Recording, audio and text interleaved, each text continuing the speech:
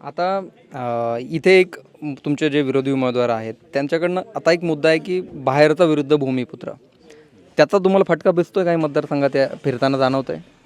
नाही, तुम्ही विकासाच्या गोष्टीवर पहिले बोलत होता, आता भूमिपुत्रावर कधीपासून आला मला कळत नाही. आणि भूमिपुत्राची व्याख्या काय आहे? मी तुम्हाला भूमिपुत्राची व्याख्या सांगतो. या जिल्ह्यामधला कोण नेता किंवा हे आमदारसुद्धा व्यवसायाच्या व्यतिरिक्त बाहेर कधी जात नसतील. शशिकांत शिंदे गेले 25 वर्ष सातारा जिल्ह्यातला मुंबई, ठाणा, नवी मुंबई, पुणा, नाशिक जिथं सातारचे भूमिपुत्र राहतात ना त्यांना मदत करत असतो. मी सातारा जिल्हा मित्रमंडळ वगैरे अशा प्रकारची फार मोठी यंत्रणा राबवली.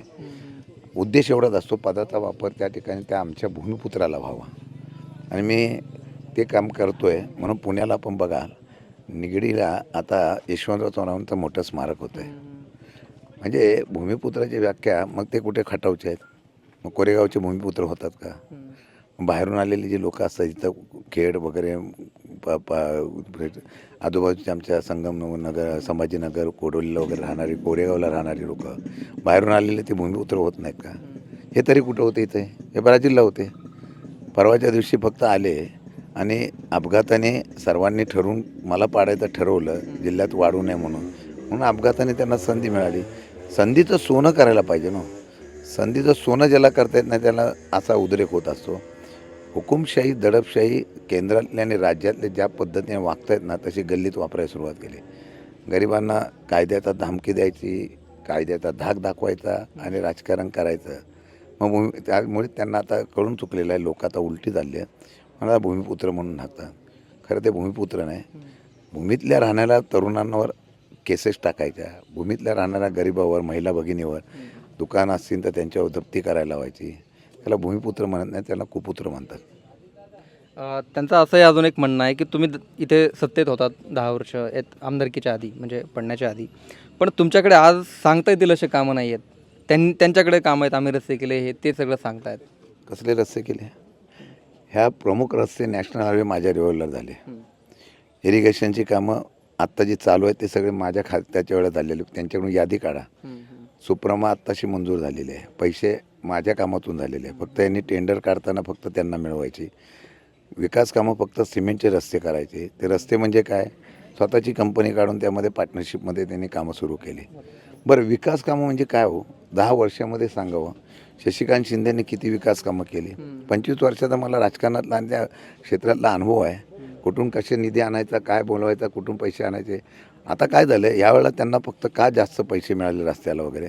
2.5 वर्षाची चोरी केली, पक्ष फोडला आणि 2.5 वर्षामध्ये मग सरकारला वेटीला धरायचं. आम्ही फुटून आलो, आम्हाला न्याय द्या. मग त्याच्यामध्ये पाहिजे तेवढे पैसे काढले गेले आणि महाराष्ट्र लुटला, अक्षरशः लुटला.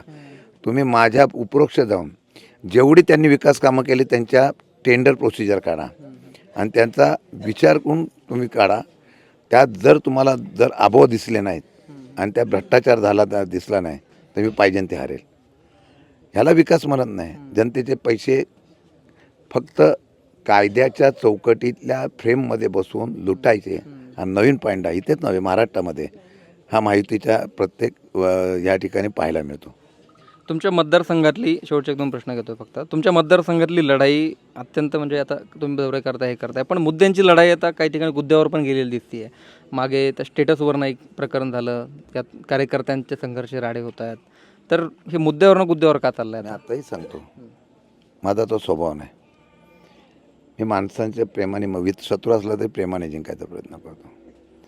पण सत्तेचा किती गैरवापर करावा. कालची उदाहरण सांगतो, कालचं, आणि जबाबदारीने सांगतो. जाऊन तुम्ही चौकशी करा. काल जे केंद्रीय सुरक्षा बल आले ना, त्यातले 2 कमांडो, एका पोलीस कमांडो स्कॉर्पिओ गाडीतून त्यांच्या संरक्षणामध्ये पैसे वाटले जातात. कुठली लोकशाही आहे? आणि एखाद्या मुलांनी स्टेटस ठेवला म्हणून त्याला पोलीस मारतात. एखादा विरोधात बोलला की त्याच्यावर गुन्हे दाखल करतात. एखादा गुन्हा बोलला की त्याला तडीपार काढतात. म्हणजे सत्तेचा किती गैरवापर करावा. नावं रद्द केली. कलेक्टरने सांगितल्यानंतर सुद्धा जिल्हाधिकाऱ्यांनी हिअरिंग दिली की ह्यांची नावं तुम्हाला घ्यावी लागतील, तरी ती नावं रद्द केली. 150 नावं माझी काल रद्द झाली. 150 अपील केलेलं, अप्रूव्हल केलेली 150 नावं रद्द झाली. नवीन 18 वर्षाच्या मुलांची नावं हे लोकशाही सांगतात. मी अजून गुद्द्यावर आलो नाही. पण ज्या पद्धतीने धमक्या दिल्या जातात, आता कोणी इथं दिसला की लगेच संध्याकाळी त्याला घेऊन जायचं, त्या लोकांना बोलायचं, देतो का धमकी द्यायचं, सर्रास प्रकार चालू आहे. आणि सहन करण्याची क्षमता आहे. मी जसं तसं उत्तर द्यायला किती ताकद आहे मला माहिती आहे. अजून मी उतरलो नाही. पण मला जर दिसलं की आता लोकशाही संपते, त्या दिवशी मग माझी मी ताकद दाखवेल.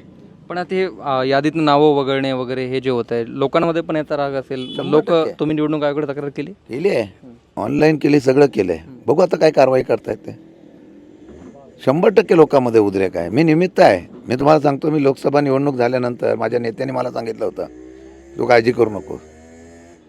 पण मी या लोकांना, या कोरेगावच्या जनतेसाठी निवडणुकीला उभं राहिलेलो आहे. मला माहिती आहे, मी नसेल हा माणूस सर्व निवडून आला असता. आणि निवडून आल्यानंतर ह्या सामान्य जनतेला काय त्रास झाला असं ते मला माहिती आहे. म्हणून मी निवडणूक लढवतो आहे.